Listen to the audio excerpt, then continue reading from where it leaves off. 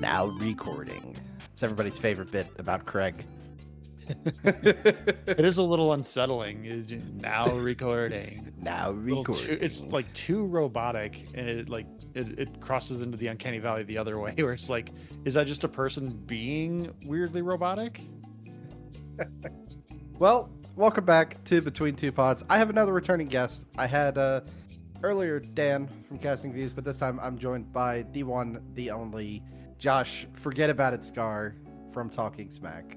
I'm sorry, Hi, you misnamed Dan. He is the lovely Dan. The lovely Dan from Casting Views.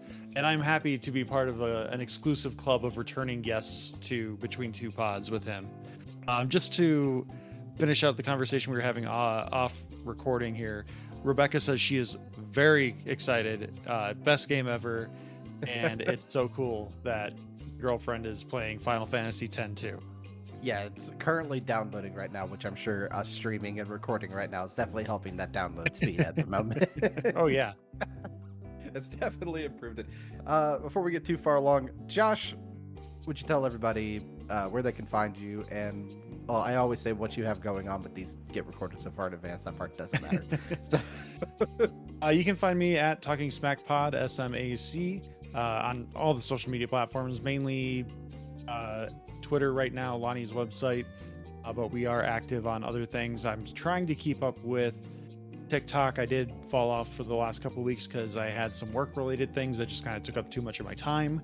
But in relation to that, I had a great week where I passed all of my licensing exams that I needed to cram for the last few weeks. And it's time to start making some real money with this job. So I'm excited for that, and it should free up some extra time.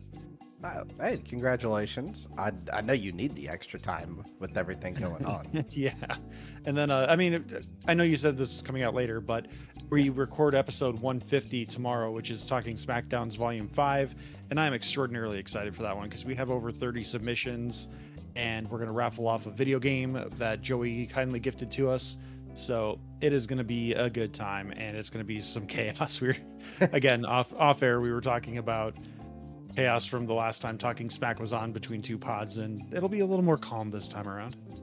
Yeah, that's one of the things we're talking about. If people remember in season 1, when I asked you about it, you're like, well, do you want everybody on? And I made the mistake of saying, yeah, sure, that sounds fun. And 2.5 hours later, yeah, 2.5 hours later, that was BC. That was before the girlfriend. Yeah. Oh, is that how you're dating time for me now? It's before girlfriend. Oh, it's really funny. So, Josh, let's start. I just have a couple little questions for you because you've been on before, but there's always some extra ones. And the first one is, and this is because of recent chats we've been having about this subject, has the A in Talking Smack officially changed to anime now that you have finished watching Komi Can't Communicate? And oh man, I'm blanking on the other name right now because that's another. Fruits Basket was the other big one that I watched. Yeah, you watched the remake.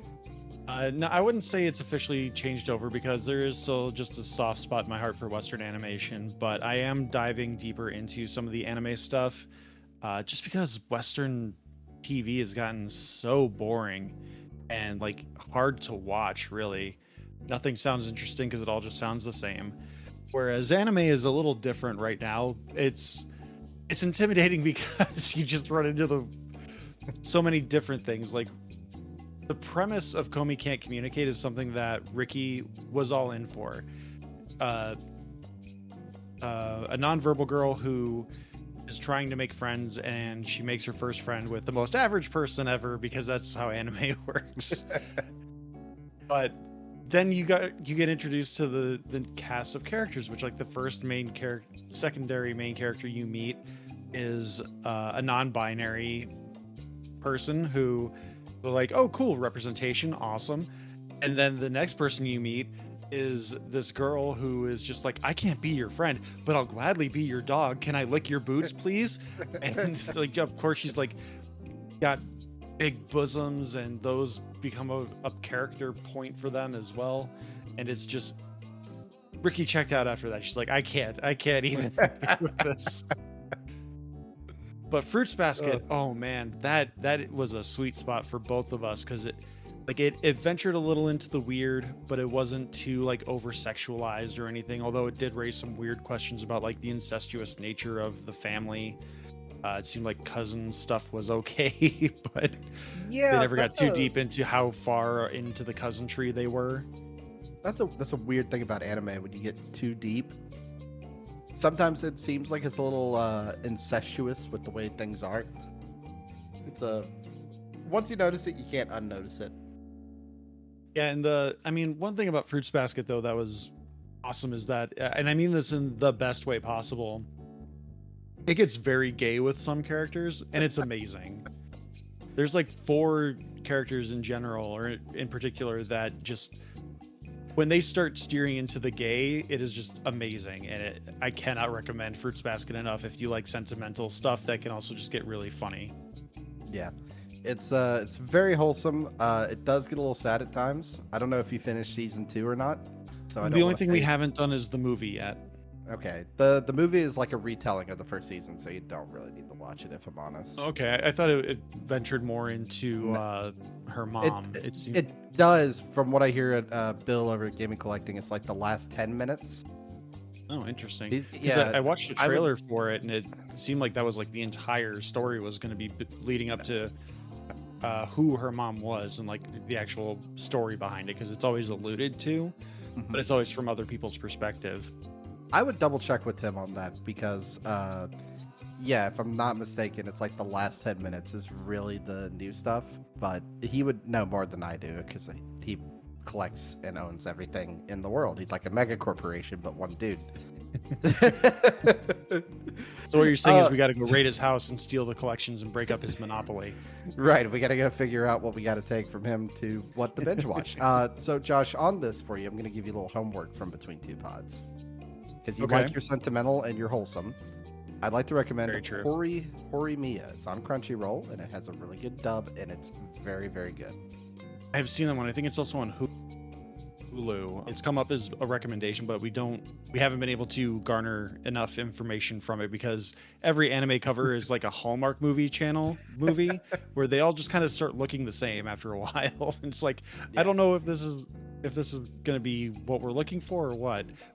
I did start the quintessential quintuplets. Oh, it's so good. I know you like that one. I'm 3 episodes in. But then we also started watching the Amazon Prime series, Mr. and Mrs. Smith, which Ricky is enjoying.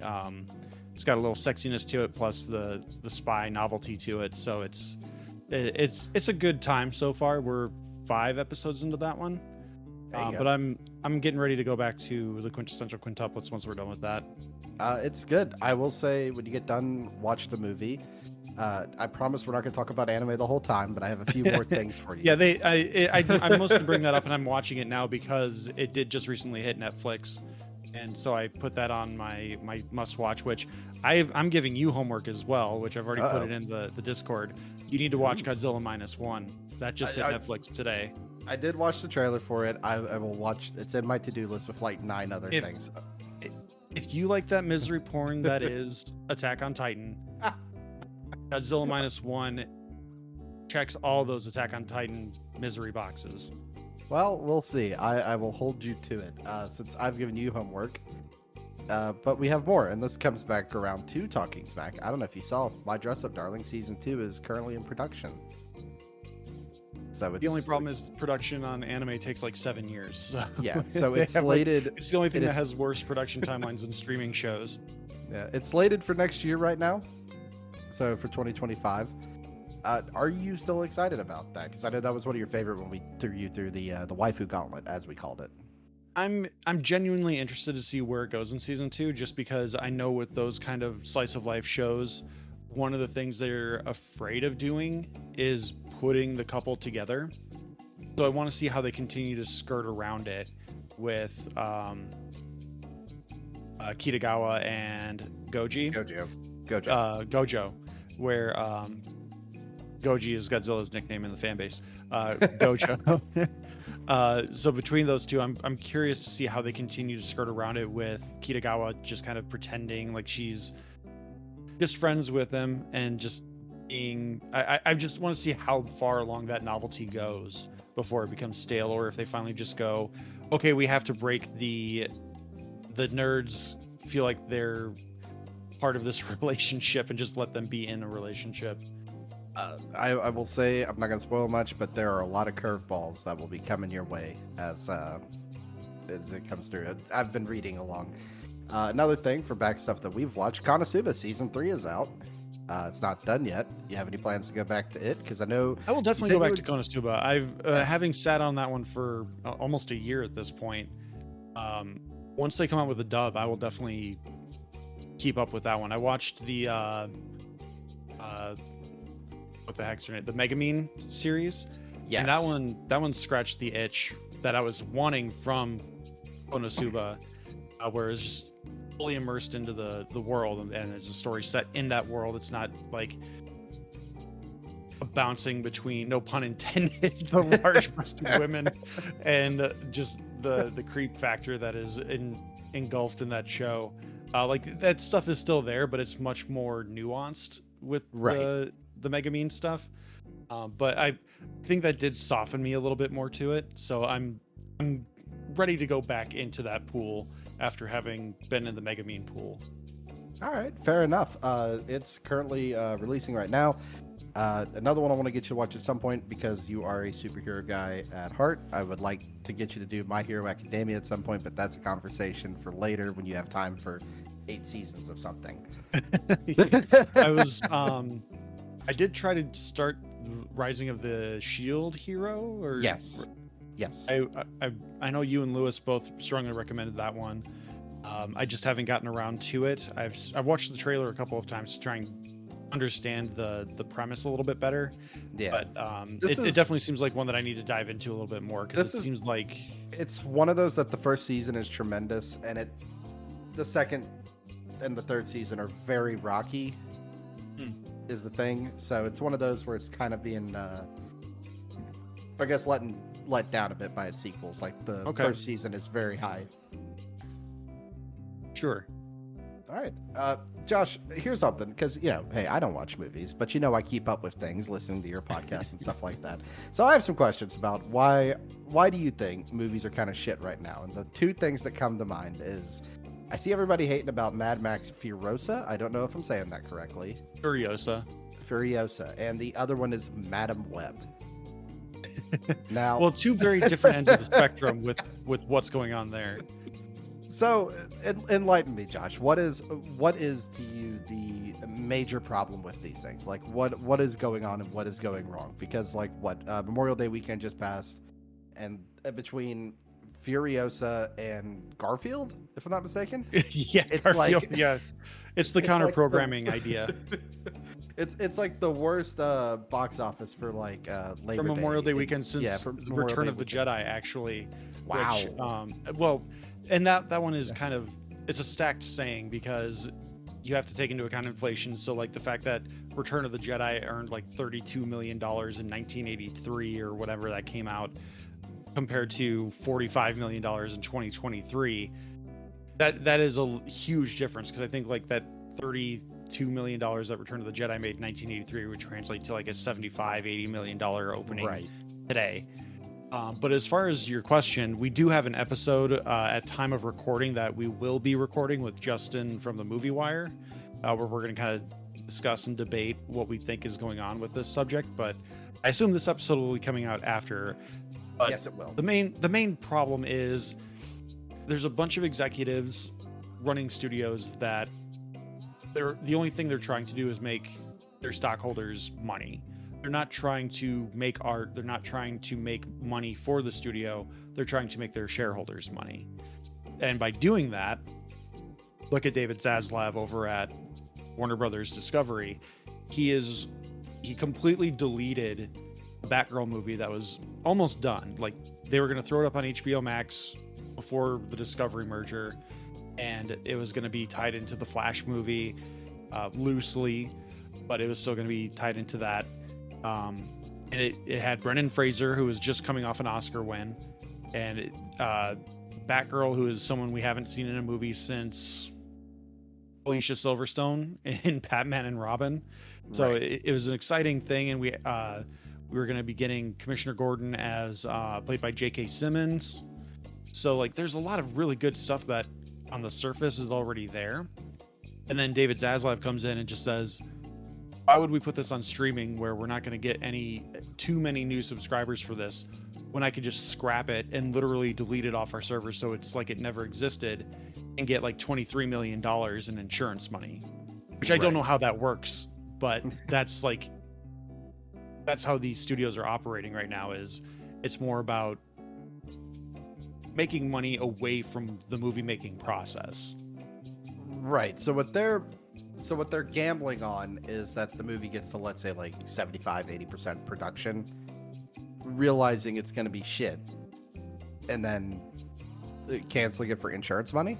If Essentially, I'm getting that correct. it's the producers scam. I don't know if you're familiar with the theatrical or the musical, The Producers, created by Mel Brooks. I am not. It was originally made in the 60s or 70s, featuring Gene Wilder and I can't remember the other guy. And then it was remade in the early 2000s with Ferris Bueller. I can't remember his name. Matthew Broderick. That's it. I always get Matthew Broderick and John Cusack mixed up in my head. They're very similar to me. They're not, but they are. They break the fourth wall in most of their movies. So, like, to me, they're essentially the same. So Matthew Broderick and Nathan Lane and Will Ferrell were in the remake. And the idea is they want to make a movie so bad that it bombs at the box office, and they reap profits from it because they insure the show. Right. So if it underperforms, they get money. And that's why like Madam Web and all these Spider-Man adjacent movies are getting produced right now by Sony, because Sony knows people aren't coming to these movies because Spider-Man is not in them, but they know people know that these characters are related to Spider-Man. So there's going to be an initial box office push where it's like, will Spider-Man be in this one? No. We'll tell everyone. It won't make any money. Now Sony has that box office take as well as whatever insurance money they get. Right. That's wild. So it's kind of like, it's not even like a lose-lose thing, really. It's more so like either way, it's going to perform and make us money. They will at least get some of their money back. Yeah. Like it's largely me speculating, but it feels like it feels too obvious to not be true, especially when Mel Brooks made a musical or a subject matter on it way back in the 70s. Right. And that's one of those things where it's like, I guess, like how South Park digs into a bit of the truth at times. You know, there's like more going on there than what actually people realize. Mm-hmm. That's crazy. And streaming is also another part of the equation as well, because what movie was it just recently? I think it was The Fall Guy. The Fall Guy came out at the beginning of May, made like $20 million to open, and it's like a nearly $200 million movie that they made.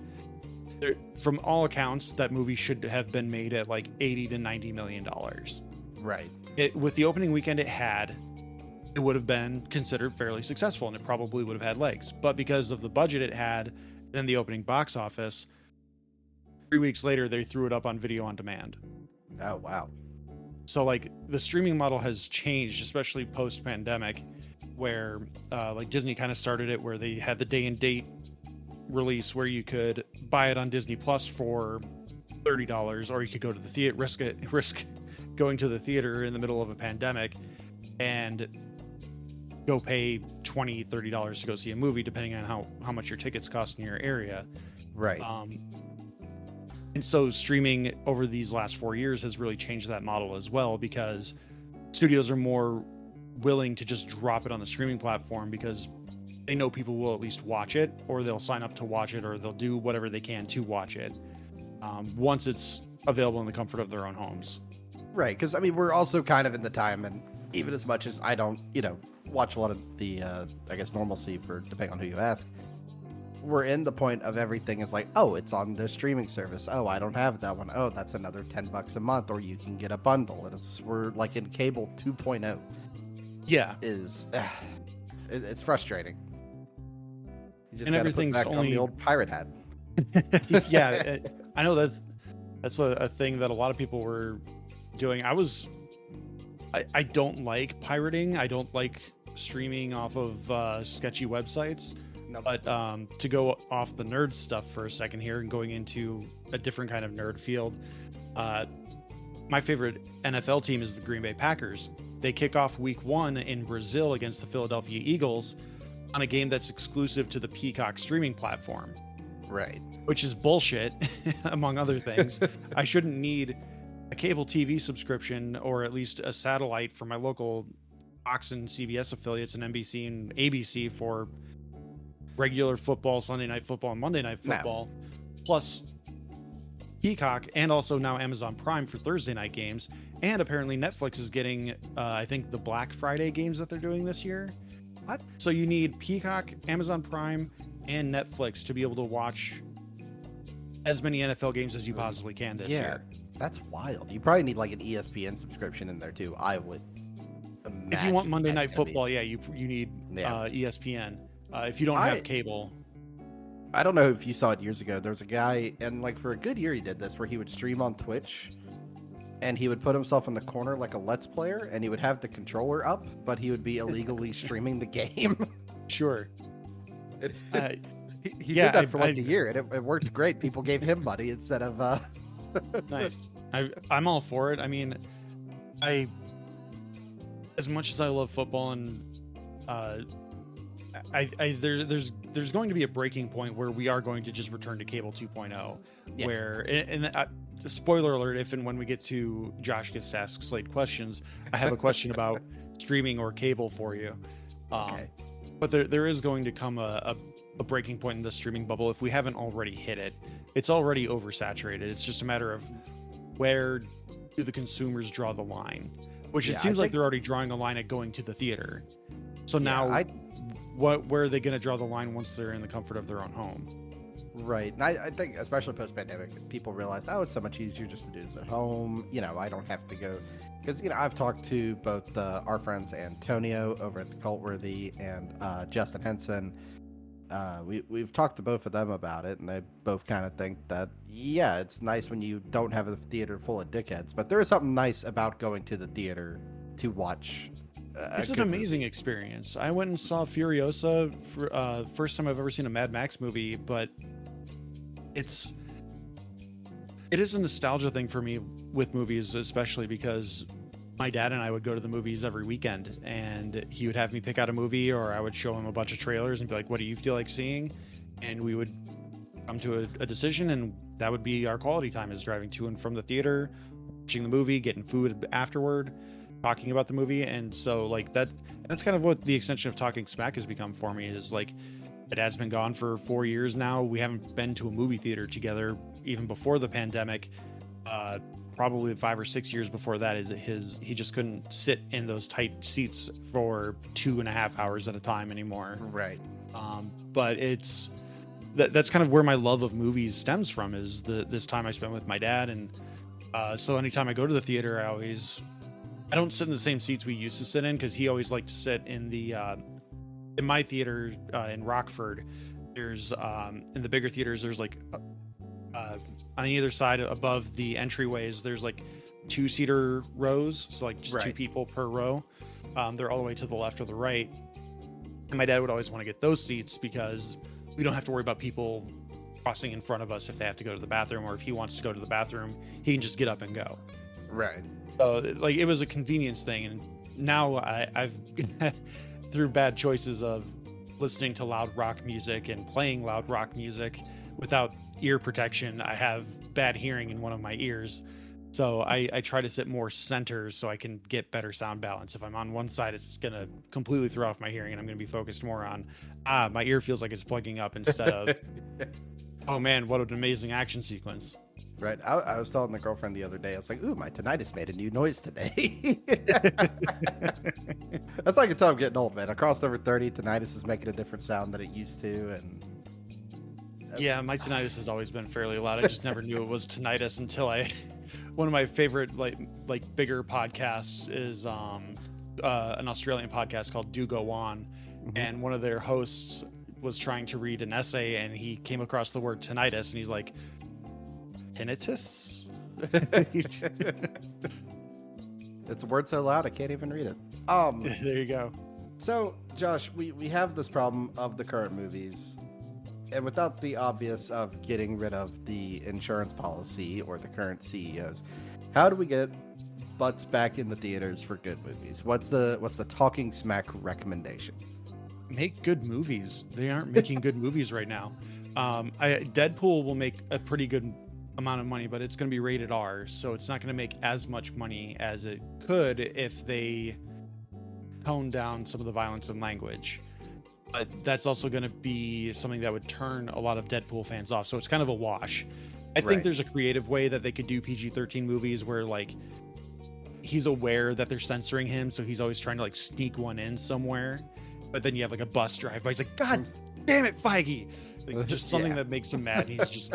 I think that would be a great running gag, is where he tries to swear, and he, like, the visual effects artist, he's like, Mike over at whatever workshop, I know that was you.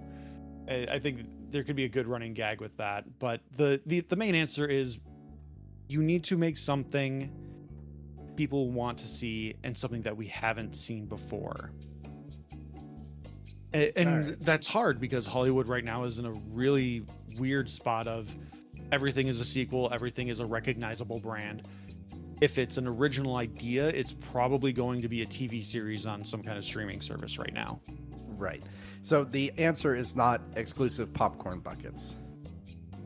Well, I mean, if you got to make them fuckable, obviously, because you need the Dune sandworm. And have you seen the Wolverine one now? I was going to ask you, have you seen the commercial where it has like the liquid butter pouring out of its mouth? They knew exactly what they were doing. Yeah, I'm like, y'all saw what people said about Dune, and now we're doing this to poor Wolverine at the moment. He deserves it. He's been overrated for too long. Ooh, a little hot take on that one. Now, Josh, I'd like to get us back into a little positive point. I did send you a little DM to let you know when this is coming out, so you have a better idea of what to talk about. But right now, what's like 5 shows, movies? What's in the Talking Smack must watch? House of the Dragon season 2 is about to start. By the time this episode comes out, I think we'll be about 3 episodes in. Star Wars Acolyte is another one that I'm really excited for that starts this coming Tuesday, I think, or Wednesday on June 4th. I'm really enjoying Ghosts. They just wrapped up season 3 after the strike, and really strong season considering that they were cut short on half their season. Usually coming out of a strike, shows kind of suffer, but I would strongly recommend going back and checking out the US edition of Ghosts. The British one's pretty good too, but being an American, I like the American version. It's more my humor. Fallout was really good. I would definitely recommend Fallout. Was very good. The Last of Us season 2 should be getting close to releasing soon. I know they're filming, and Pedro Pascal's getting ready to start filming Fantastic Four, which means he's getting close to being done with his stuff. Homie Can't Communicate. I had a lot of fun with that one. Fruits Basket was another one. I know they're not newer, but like I said, there's not a lot of new stuff that I'm just like, yeah. Ghost is one of those few ones. The Boys. Oh, The Boys should have just recently started as well. That's one on Prime I would strongly recommend if you like visceral violence and evil superheroes. Now, just one thing I will say about The Boys. Sorry, Slade.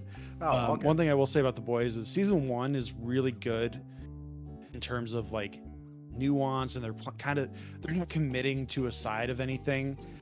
Season 2 and 3, and we're about to start season 4. Season 2 and 3, they just went fuck nuance. There's no such thing as nuance in this show anymore. There are literal Nazis. This guy is in love with the Nazi. He knows she's a Nazi and he doesn't care. The corporations are just like, we have senators in our pocket. We have politicians in our pocket. We don't have to worry about that. The only thing that matters is the court of public opinion. And gee, who does that sound like? Definitely not the Nazis. There was literally there was a big announcement, that court verdict that happened just a few days ago. Literally moments after that decision was dropped, they released their own version of that with Homelander, and essentially just parroting the things that the former president said, but in the context of their universe. And it was just chef's kiss, because again, I love it when I've loved the show more ever since they went, you know what, we have too many people thinking that they're on the right side of this discussion and they're not, so let's just make sure they know that we don't like their perspective. I'm sure they did not see that coming. I don't know, but The Boys is one of those rare shows where even with as violent and graphic as it is, it's so over the top that you're like, oh yeah, okay, it's just a live action cartoon. Yeah. But it's not like Game of Thrones where they lean into the reality of things. So it's like, oh man, you see the arm chopped off, and they're like, oh man, it took like 3 chops to get the arm off. It's quick, and it's just like, oh, let's just splatter blood all over everyone and just make it as gory as possible and in the most liquid way possible. That's really what I would prefer. Sometimes you just have to have that little bit of not disillusion. What do you call it? Like disconnection from reality. Yeah, and that's a great way to put The Boys. It's a little bit of a disconnect from reality in a very hyper violent sort of way. Do you remember or did you ever hear about the Ant-Man solution to Thanos? Oh, about going up his Endgame. Yeah, so yeah. The Boys does something similar, where there's a guy who shrinks like Ant-Man, right? But he does it to people for pleasure. So like there's an episode where the Ant-Man style guy, we see him walking through a tunnel, and we don't know at the time that it's forced perspective and what the tunnel is, and we cut out to him walking out. It's a fleshy looking thing. Okay, that's weird. And then he expands, and we see a gentleman with his pants off. The guy was walking up and down the guy's urethra. I'm putting a note here, and I hope I remember it, and they'll know if I did or didn't, to add the Lemmy Winks music in right here, because I still have that. Perfect. The Boys, like, it's over the top ridiculous, but at the same time, it's got some really good character stuff, and I do think it applies to a real world scenario. It uses a really good, a pretty perfect amount of satire that just borderlines on reality, which is what you want with satire. Absolutely. Now, Josh, because this is the Game Club pod, I do have to ask, have you been playing anything lately? Have you had time to do anything?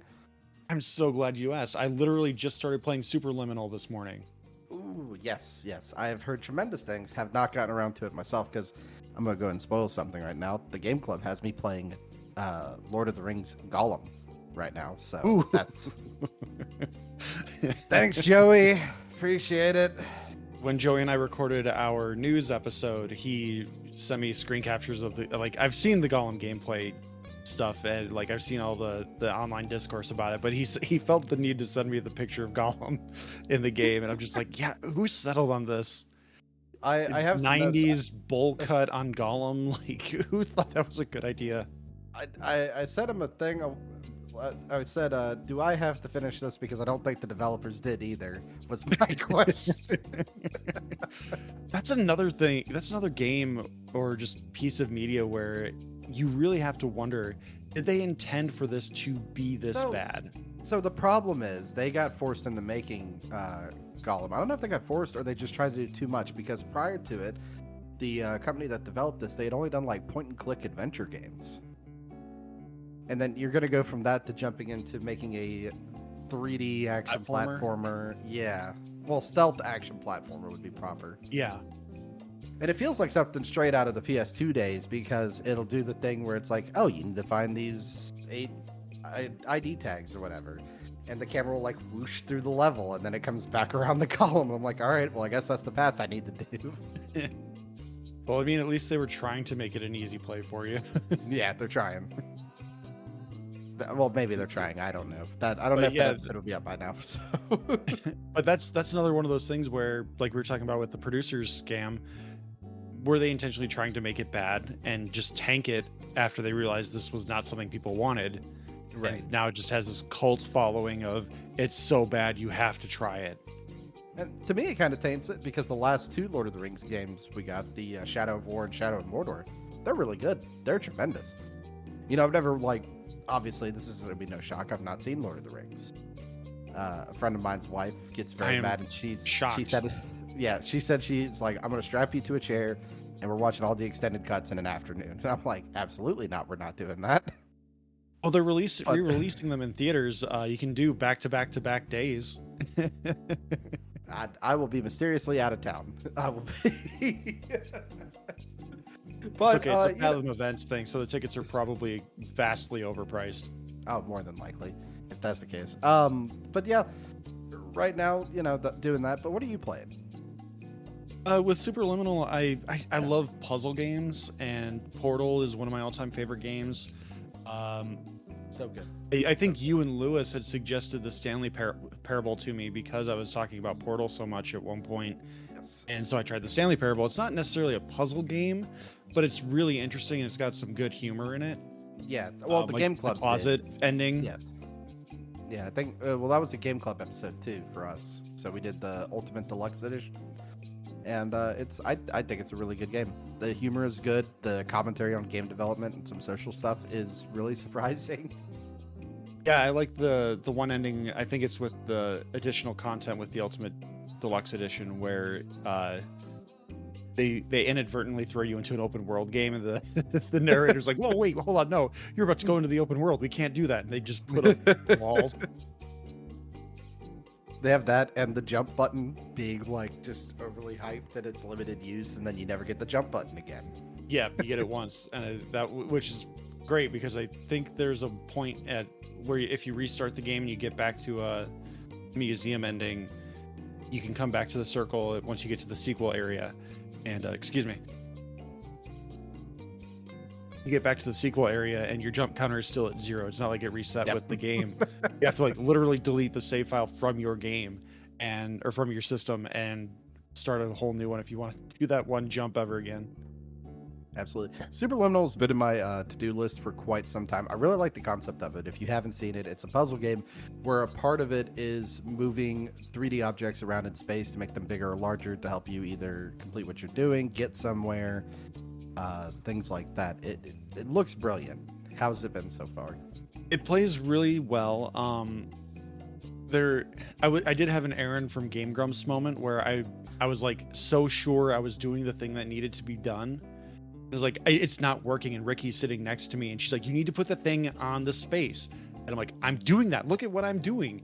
And the game is very particular because, like, there's one puzzle where you have to look through a broken mirror down to a platform through another piece of broken mirror, and you have to get this box the right size to fit through the other side of the hallway and drop it. So you have to make sure it looks like it is literally on top of the panel. Right. So you can drop it and it'll activate the panel. Otherwise, if you're like 1 pixel up and you're touching a shard or like an end of that broken mirror, it's going to act like it's in front of it. So you have to be very particular in certain puzzles. Okay. And all right. That one frustrated me because I was like, I probably tried doing it 12 times. I'm like, what the fuck is wrong with this thing? And Ricky's like, dude. I just had one of those moments. I'm currently at time recording. Paper Mario and the Thousand Year Door got re-released on Switch. That is my favorite Paper Mario game out of all of them. And I'm playing back. In my opinion. Yep, that's great. I'm playing back through it, and there's like this one part of the map, and I'm like, there's no way I'm supposed to walk through that. So I'm over there, Switch sitting on my lap, phone on the other one. I'm looking at somebody's playthrough because I thought I tried to walk through it, but apparently I just didn't come over enough, like you're saying, to go through this tiny little gap. And I'm like, oh, I'm just an idiot. That was right. Those are the worst moments because you're like, I was doing the right thing, and then I talked myself out of it. Yep. Yeah, player incompetence. That's what it normally boils down to. Hashtag user error. Josh, last thing, and this is something I pitched to you a while back, because if I have ideas for other podcasters, I usually send them to them, but I want to go ahead and say it. I think you and Joey should do the news once a month. I really do. Y'all's chemistry is so good. How do I make this happen? It's more just scheduling. Like, I have this new role with my job where, like I said, I got licensing, and my schedule is going to change. So I actually could be more available to Joey's time frame. It would really just be a matter of, is there enough interesting news, and is there time in my week to make it work? Because my hours are going to be a little more varied. So it's really just finding the time to make it work, but I'm all for it. They just announced the complete series of Ted Lasso is coming out on Blu-ray, and I'm like, what better time for Joey and Josh to come back together and finish out Talking Lasso? I never watched Ted Lasso, not Talking Lasso. I did listen to Talking Lasso, but y'all's chemistry is really good, and especially in the news, the trailer roundup and everything y'all did. I think it would be great fun if there was some way to make that work. So I've told Joey, I'm telling you, and now everybody else gets to hear it. I'm hoping that the people if I can spend more time with Joey, my best friend across the sea, I will do it. It's just a matter of making sure it's not interfering with the job as well as family time, because as much as I love Joey, I love my family a little bit more. Aww. And I got to make sure that I take care of them, and I'm spending my time with them and not just with the podcast. That is fair, because podcasting does take up a lot of time. Now, Josh, we got through your solo episode pretty well, and this is the fun part, and you spoiled it for me, but I will tell everybody, as I always do. This is the fun bit of Between Two Pods, where the AMA gets flipped, and you are free to ask me anything. All right, so I already teased this a little bit. We're off in the distant year of 2026, and cable TV is now just cable TV again. Every streaming platform has its own channel, but it's all available on one service for one monthly rate of $150 a month. Or you can have all the streaming platforms. And there are, like, we can make nuanced caveats where, like, the TV 2.0, cable 2.0, everything runs on running time, so they still fit their ads in, but it runs on like the HBO format. So it's a 45-minute episode of Game of Thrones, starts at 7 o'clock, 8 o'clock Eastern. It runs 45 minutes, and then there's 15 minutes of ads to give you time to walk away, do whatever. And then the next show starts 9 o'clock Eastern, 8 o'clock Central, whatever. So like that way the streamers don't have preference over the TV people. Right. The only downside to the TV stuff is you don't have it as on demand. You have to TiVo it, you have to record it, but again, if it's something that's running in real time or episodic weekly, it launches at the same time. So you're still only missing out if you're not watching it day one. That's Which fine. platform are you going to? Are you going to cable 2.0 where it's all available on one? I want my on demand. Because that's the thing. Even with anime, like for watching the new season of My Hero Academia, it comes out at tomorrow, which is Sunday. The episodes are out at 9 a.m. I can watch it right then at 9, or I can watch it later in the day.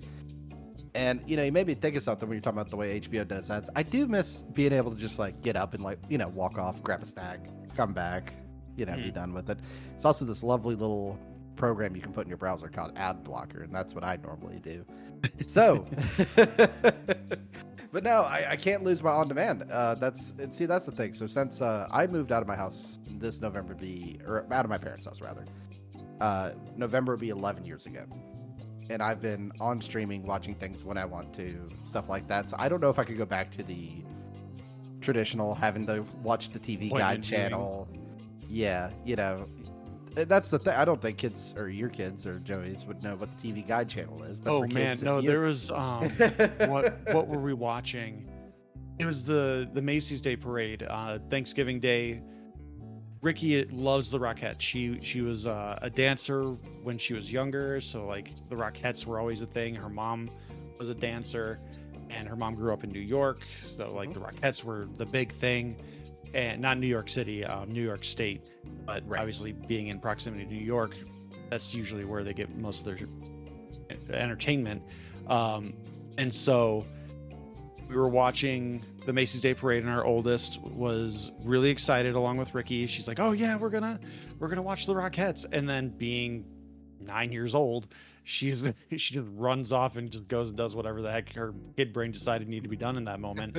Right. And 5 minutes later, she came back, and the Rockettes were done with their routine. And she goes, "Where are the Rockettes?" Ricky goes, "They're done." And she just starts bawling her eyes out because she thought she was going to get to watch the Rockettes, but she had to go do some kid bullshit instead. And so she's like, can we rewind it? And Ricky was not, her parent brain started kicking in, and she's like, this isn't a great response, so I'm going to say no. Yeah. And so like she was trying to teach her a lesson of, this is how we used to watch TV. If you missed it, you missed it. Did you were you good at it, or did you have a friend who was? Because I had a friend who knew like how long the commercial runtime would be, so they knew how to flip between shows without actually missing anything.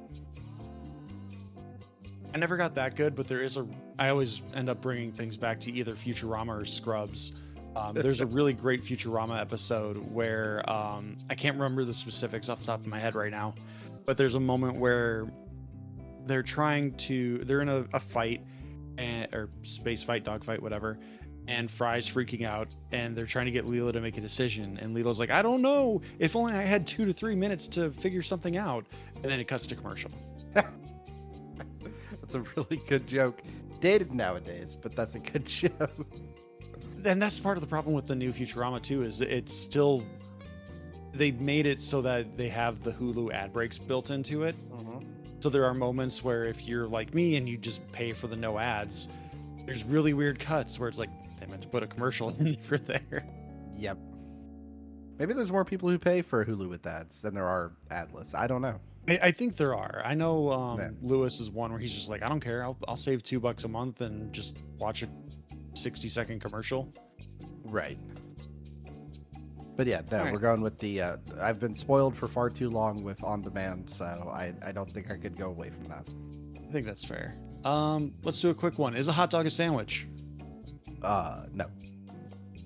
All right, well, one thing you're wrong about, so let's keep moving on. The only reason I say that is because it's not 2 separate pieces of bread. I think that's a big distinction in a sandwich. Well, I mean, Subway doesn't have to. That's different though. How so? And sometimes they do cut all the way through it. I mean, they cut it in half if you get like the foot long, but the one thing is, it's they cut it all the way. Is it because it's a sub sandwich? Right, that's the difference. Also, someone who was a professional sandwich maker at one time cut all the way through it. So that's 2 pieces of bread. I think that's the argument. I agree to disagree with that one. Well, this is like the grilled cheese thing, right? All right, so Josh, what's a grilled cheese? It's a piece of bread, piece of cheese, another piece of bread toasted on a little griddle or in a pan with some butter or mayonnaise, depending on if you're a psychopath or not. Now, if you add turkey or ham to it, that's a melt. That's not a grilled cheese anymore because it's more ingredients. It should just be cheese, right? Well, it's a melt. It's a melt if you add meat to it. See, that makes it different. That's the same argument I'm making here. That's interesting. But I don't think the bread should constitute, especially when the only change in a distinction of a sub sandwich is the length of the bread. It's the length and width. I think the girthiness of a sub roll. I think the size doesn't matter, Slade. I think that's semantics. I only bring it up because that was one of the first questions that Brendan and Matt brought up on Unchefed, and that was like one of the first episodes I ever listened to when the Pod Nation thing was a whole thing early on in the days of like Game Club Pod, and when a little not quite post-pandemic, the podcasting boom on Twitter was really happening, the indie podcasting boom, and it's just a fun question to create an interesting conversation, because most arguments I hear say like, yeah, it should be 2 different slices of bread, and there are distinctions within the sandwich culture, but I don't understand how a hamburger bun or a hot dog bun is different from a sub bun when it's essentially the same thing, just different sizes, and obviously it's a slightly different kind of bread. Yeah, I think that's the distinction, is that it's not only a little different size, it's cut differently, and it is a different type of bread. Maybe it's just a different kind of religion. You never know, Slade. We're all just hot dogs at the end. Enjoy your hot dog. Exactly.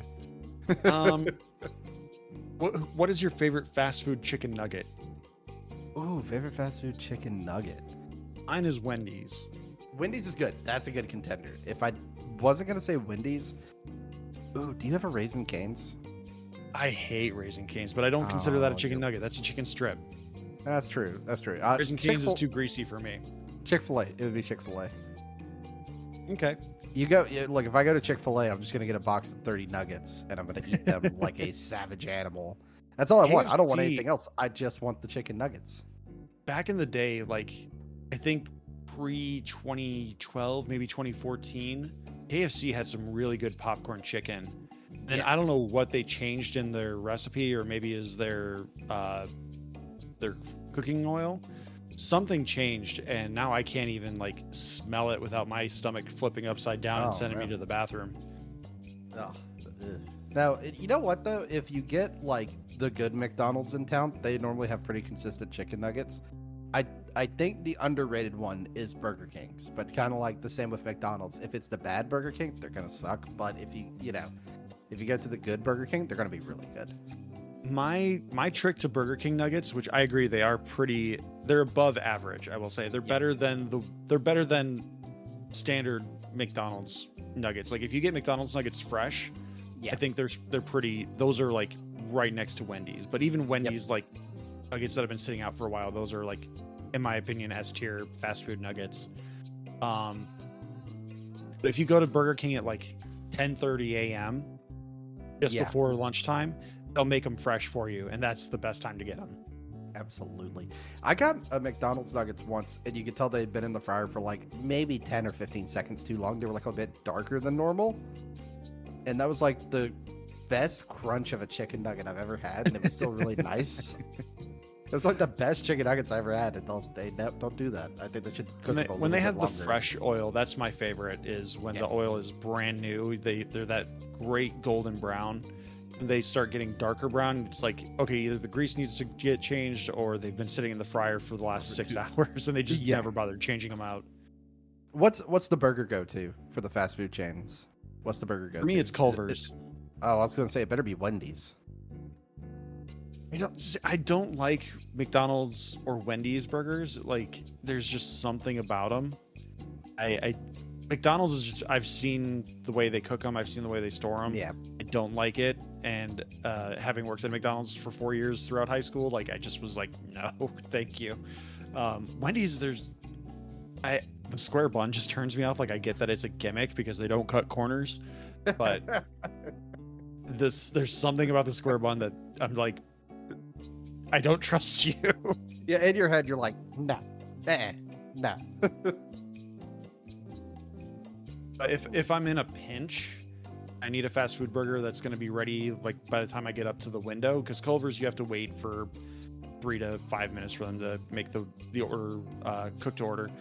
Right. I go with a Whopper, honestly, or a Whopper Junior. There's something about the way Burger King seasons their Whopper meat, and the way my favorite condiment is ketchup. Like, I know people will say like, oh, that's a child's condiment, whatever. Like, I don't care. I'm a grown ass child. The way that the meat, the seasoning, and the ketchup come together in a Whopper, there's nothing else that really compares in fast food for that combination of flavors. See, I might have a little bit with you there, because I always love ketchup. I want ketchup on about everything, but I have like my own little squeeze bottle in the fridge for ketchup. But it's a blend I do of ketchup and like a little Cholula hot sauce mixed together, so it's like a spicy ketchup. Sure. It's like the best thing for fries. My oldest, they just finished their last day of school before summer vacation, and I took them out to Culver's to get some custard. As is tradition, we get ice cream or custard or whatever. Some people are really picky on making sure you don't call custard ice cream. I don't really care, but I just, in my area, you have to make sure you declare what you're actually eating for some reason. But she tried dipping her French fry in the custard for the first time. Yes. And she's like, huh. It's like, let me take you to Wendy's in a few weeks next time I get paid, because trying that frosty. You're about to learn something. You're about to learn something. That Wendy's fry with the frosty. That's a whole new world. Like a whole new world. Oh, that's a beautiful combination. Those two. That is a beautiful combination. Josh. All right. Let me get a couple more in here real quick. Go ahead. Go ahead. I'm gonna go one more food question here. I know you're not a movie guy, but like, let's say the girlfriend wants to watch a movie, or you guys settle in to binge a show.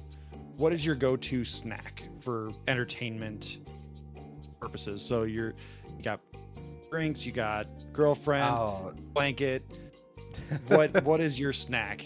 It's gonna be really boring, but like, so she's been binge watching Bridgerton. I feel your pain with that one. Oh, I'm glad you do. She's been watching it, so really it's just crack open a cold one, grab a couple of I just want plain Pringles if I don't get those sour cream and onion. Okay. Very, very down the basic. I just want something to, munch on, but then when I see that I realize that I finished the whole tube of Pringles, I feel really bad about it. That's the thing. I gotta make sure that happens. But you gotta get the party stack. You can do half and half. Right. Or if I make popcorn, which, I just do like the Orville Redenbacher, toss it in the microwave 2 minutes. But I get the plain, but I make my own butter sauce is the thing. Okay.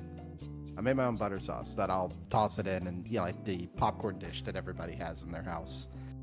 But it is, it's just butter, little salt, little garlic powder, that together, and toss the popcorn in that. It's delicious. That's what I like to do. One thing that I'm sure it was taken off the shelves because it was so unhealthy, but one thing our local movie theaters had before AMC bought them out, we had Carasota's theaters up here for a while, and they had this thing called butter salt. I don't know if that's the thing anywhere else. I think I've seen it a couple of times on grocery stores. That's where I'm. I can't say grocery store shelves. There we go. Irish wristwatch. I can say that, but I can't say grocery store shelves. That's where I'm thinking about it from. Is you see it there, like with the popcorn, like all the different flavored salts. That's where I've seen it, but not in. Well, yeah, maybe that was my dad's favorite. Like he quote unquote taught me how to butter the popcorn. Like you shake the bag. They always overfill it, so you like throw some of the top layer out. You shake it up and you throw the butter on there, and then you just layer on it was almost like Cheeto dust, but like you're throwing it on the popcorn. Butter salt, man. Like when you got a really saturated one with, it was the best. And then you had like your cherry or orange slushy to go with it. Heaven.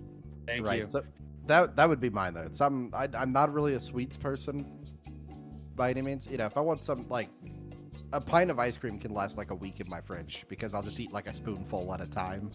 I'm not a sweets person, so I always want savory over that. But yeah, just like some potato chips or just some popcorn. But buy the plain popcorn and make your own seasoning for it. That's the move, I think. I did find out my girlfriend does something weird, and I know she can hear me back there. But no, not her. It's not her. Sorry, it's one of our friends. She's got a cup to the door. She's listening in. She's listening.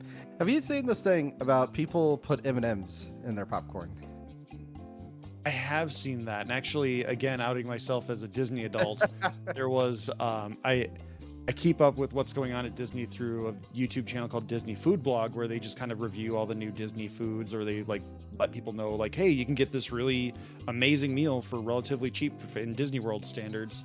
Yeah. They just had a new sweet dish come out where it's popcorn, pretzels, M&Ms. I think it's almond M&Ms with a chocolate glaze on top. That sounds tremendous. Yeah, so like that, I'm allergic to nuts, so I try to stay away from like all nuts.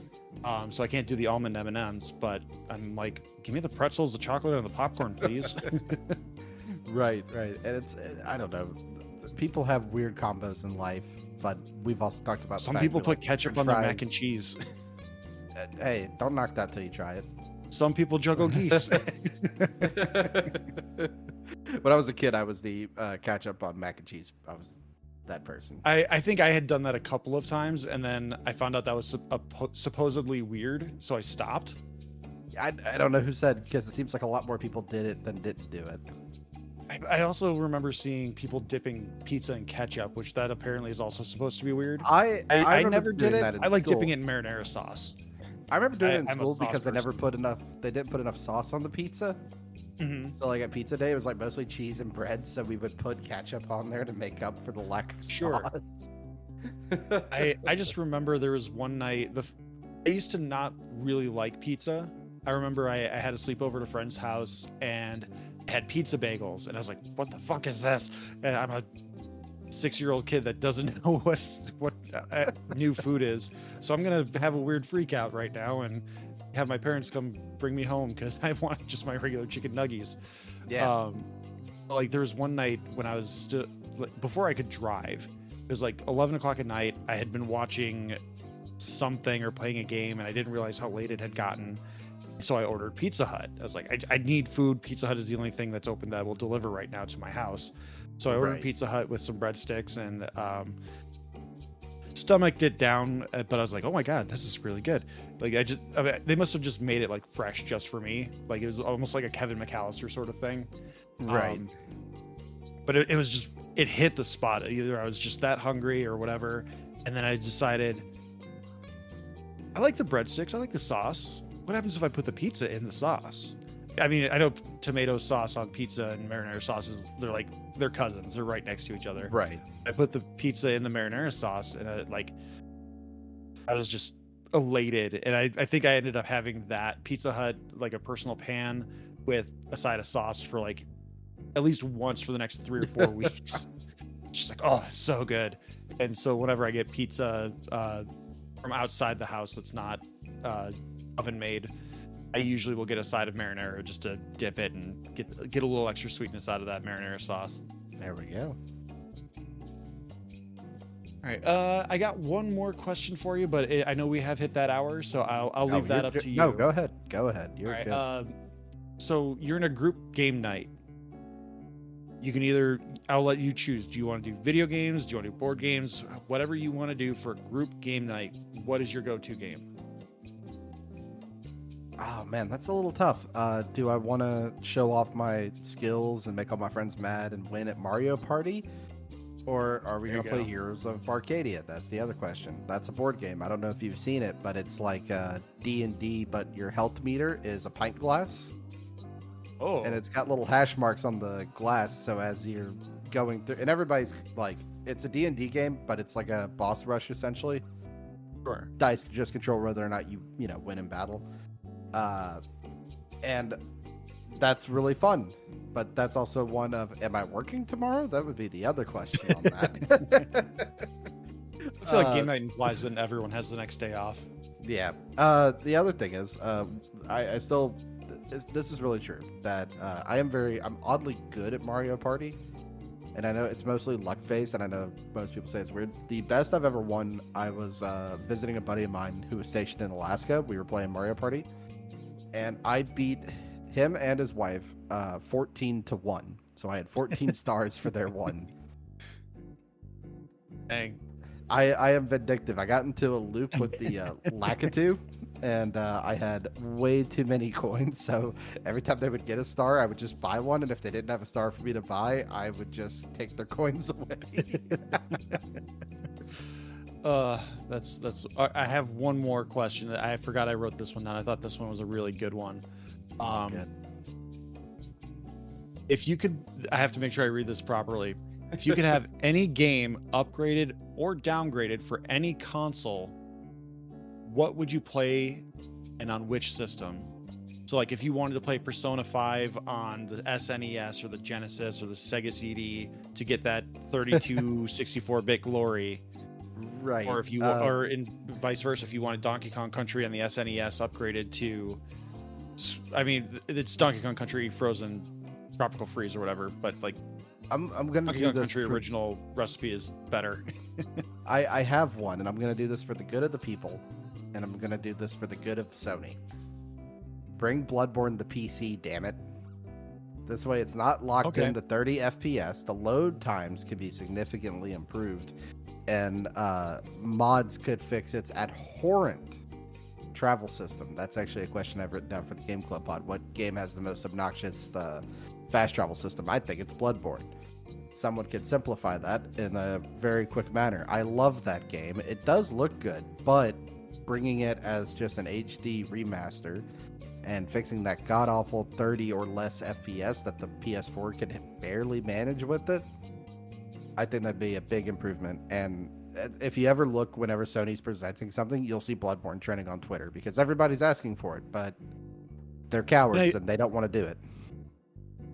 And it's hilarious because Sony also just came out saying like, hey, we want to keep bringing our mainline games over to PC because maybe it'll entice them to buy PS5s. Like, no, it won't. No, it Have won't. you ever met a PC gamer?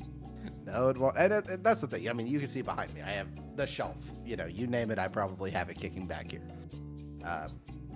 I mean, I've been playing a little bit of Guitar Hero lately, just for a nostalgia kick. My fingers hurt because I forgot that game requires a lot of dexterity.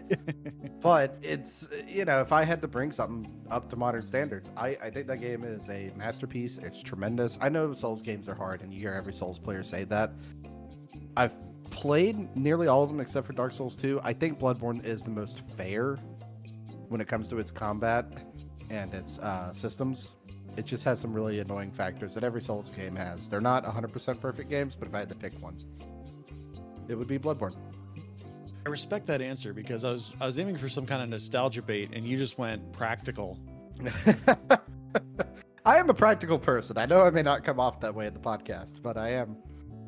Yeah, I tried to entice you with a little bit of bait, like Persona 5 on original Xbox with those horrible graphics, or well, if I want to do that, I'd that- just grab Persona 1, 2, you know, off the shelf or something. Or if I had to pick my own personal one, it might be Jak and Daxter, giving it a proper HD remaster for the PS5. That would be really nice. You get me Jak and Daxter 2. The third game never really happened. So I think you do those two and it'd be great. I'd love to see Zombies Ate My Neighbor updated to something like Hi-Fi Rush. Yeah. I think that'd be a lot of fun. There's a game up there, and I don't know if you played it, but it was on the PS2 called Tak and the Power of Juju. Yes, It's a little cult game. It even got like a Nickelodeon. Isn't that a little TV spinoff. caveman boy? Yeah. Yeah, you know, he oddly looks like Gollum, to be honest. The graphics look about the same. That's true. That's what I've been thinking about while playing it. You should whoever makes your clip art for your thumbnails, you should give them Tak and just have them replace Gollum with it. That's Joey, so I'll ask him about it. But yeah, you know, there's little gems like that I think, you know, could be done, could be used. Sony sits on such a large arsenal of games that I got a bit in trouble for my sarcastic tweet the other day for saying that, you know, they only released The Last of Us, Final Fantasy VII again, or Spider-Man. Take a pick. Because it doesn't seem like there's much innovation really going on at Sony, as far as I can tell. They keep Oh man, I could throw Sony under the bus all day. Like, wait for that episode. At this point, the episode is out, but just give me a couple weeks. Alex, Justin, and I will be shitting all over Sony. Yeah, I think they need a really good shin kicking. I did sell my PS5 recently. I'll probably buy one again just because the collection of consoles will require it. But one of my friends offered me the same. I bought it for new. So I was like, yeah, you know, take it. I've been contemplating getting rid of my PS5. I don't use it. My kids use it to play Lego Avengers that I bought on the PS4. Yeah. And a few other games that I've played. The first Horizon game, which I think is a beautiful game, but it's not a game that you could. I don't think you can drop it and then just pick it right back up. You pretty much have to just restart it if you spent longer than maybe 2 months away from it. Right, and then the second game I don't think is as good. I don't know what it was. It just never grabbed me. I maybe put like 10 or 15 hours in. It just never. I don't know. It just didn't click. I'm like 25 hours into the first one. I don't know how close to the end I am. I know I have some pretty good gear because I did an online research to see like what's the best armor in the game, what can I get to kind of make my life easier. And it's like, oh, you need to do these things. I'm like, oh, I have all these other armors that you're telling me to get before I get that one. So like, I'm pretty close to unlocking the I'd final say the areas. game's really only about 30 hours, if I'm honest with you. So I'd say you're fairly close to the end. But it's I just get sidetracked because I want to destroy all those giant robots, and it's like, you can't. You have to set traps, and you have to do all these other things. Like, I just want to go head to head. Yeah. But it's sad in the state of gaming where the thing that I'm having, well, one of the two games I'm having the most fun with at the moment is one from 20 years ago, and the other one is an indie title. So, I mean, that's the beauty of Game Pass right now, is the fact that you get so many indie titles and retro titles as well. Right. I haven't tried it yet. I had considered trying Little Kitty Big City, right, which they put on Game Pass, which I believe is relatively new. But I wasn't sure how far into it I was going to get or how much time I was going to get, so I went with Superliminal because it's like I can get a feel for it, and then I can come back to it if I like it, and yep. I will definitely be going back to it. There we go. I will say, Game Pass is a big game changer, no pun intended on that. I think Xbox is doing it right with that kind of service. I don't know if you saw it, even the new Call of Duty that's coming out next, Black Ops 6. It's day one Game Pass. That's the best thing. That's cool, but I couldn't care less. I'm in the same. I'm in the same. I'm in the same boat. The original one. Well, that's the thing. I'm in the same boat. But what you've done there is just it saves everybody so much money for a rehash game that's going to be not great. But what you've also done is people like me, you've piqued their interest because, it's on Game Pass. I don't have to spend any money on that. I could go take a peek. That's the other thing. Yeah. So I think that's a very even if you just go for the campaign. That's right. I think doing that, you're going to pique more interest and probably get more players in it than you've previously had. That's a great point. Yeah, it makes perfect sense. I do think about things occasionally. I mean, the only thing that's going to prevent that from happening is hopefully Microsoft gets broken up for monopolizing again. Maybe. We'll see. I don't know. I don't know. With the way PC and everything is, I don't know if they will, because there are plenty of options and ways for people to play games right now. So I don't know. Fair. I think if I had to predict their future, which it's not often I'm wrong. Sometimes I'm just not right on the dates, because years ago when the Xbox One was coming around, I said that there'll be a discless Xbox. It took a generation for me to be right. I think eventually Xbox will just be games as a service, like just being another Netflix, Game Pass in this case. Sure. With no console, you can just play it wherever you want to. Yeah, I mean, it does feel like they are moving towards that. Isn't there some kind of Microsoft handheld that's similar to not the Steam Deck, the whatever Sony came out with that was like it leashed to? No, there's been rumors of it, but there's never been it's out in here. Okay. Yeah. So they say you can do it. No, you could do it from your phone, and they worked with somebody to make a controller adapter that plugs into your phone. Okay. That you can do the same thing as that pointless Sony handheld that has to be on the Wi-Fi in the same system as nearby your PS5. I mean, if it wasn't $250, $200? It's $250. It has to be on the same Wi-Fi. Last I checked, I don't know if they changed this. On the same Wi-Fi as your PS5 system, which has to be on. You've basically just made a Wii U tablet. Yeah, and like, honestly, if I had the time for it, I might. But I also have a Steam Deck, so I can. I have everything. I have the Steam Deck as well, and I'm gonna do it there. Also, you can get Game Pass on your Steam Deck. Great, that's terrific. That's what you want. I do want to figure out how to get some emulators on the Steam Deck, but I don't know if I have to like completely wipe it to get that. I would ask at Wimbembo on everything. If you check his billboard, you can find out where to find him exactly. But he actually does know, if I'm not mistaken. But Josh, if you don't have any other questions for me, let's give everybody. No, I think that's your a plugs. good spot to end. Yeah. So let's give everybody your plugs and where they can find you. You can find me at TalkingSMAC Pod on all your favorite podcatcher platforms, as well as social media platforms. But yeah, you find us at TalkingSMAC, SMAC, Superheroes, Movies, Animation, Comics. We are a red and yellow icon. Don't be confused with the black and green one, because that's a sports one. And if you're listening to the Game Club Pod, you probably don't want the sports one. Although I will preface, I can and will talk sports. I literally have the NHL playoffs going off on the side for me right now. Oh, that's what's more important than me right now on the other monitor. We started recording at the second intermission, and now they're in the middle of the third intermission, so it hasn't been that long. I don't know if I told you, I took the girlfriend to her first hockey game. We have a minor league team here. Okay. And the Birmingham Bulls. That's about an hour drive, but we went and watched, and she was like, "There are so many fistfights." I'm like, "I know, it's a 2-for-1 show." Minor league. Hold on. I gotta do a quick search here, just to see if we can have fun here. Return to app, new tab. Boop, boop. What is it? The Birmingham Bulls. They I don't know I think Huntsville Havocs is like their rival team. Oh, they're in the SPHL. Okay. The Rockford has an AHL team, the Rockford Ice Hogs. Okay. They're affiliated with the Chicago Blackhawks. So when the Blackhawks went on their three-peat for the Stanley Cup in the early 2010s, that was a big deal for us because they got to bring the Stanley Cup to our local arena. Right. That was a lot of fun. But I was curious if the Birmingham Bulls would ever come to Rockford, then I can be like, "Suck it, Slade." You could.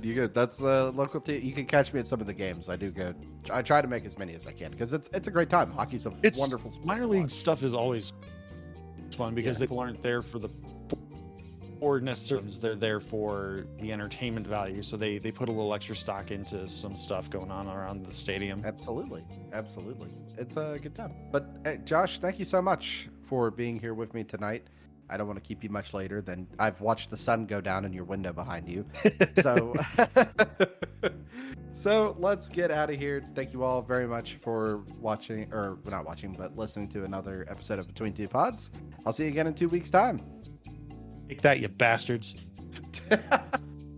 Hey, you got it in.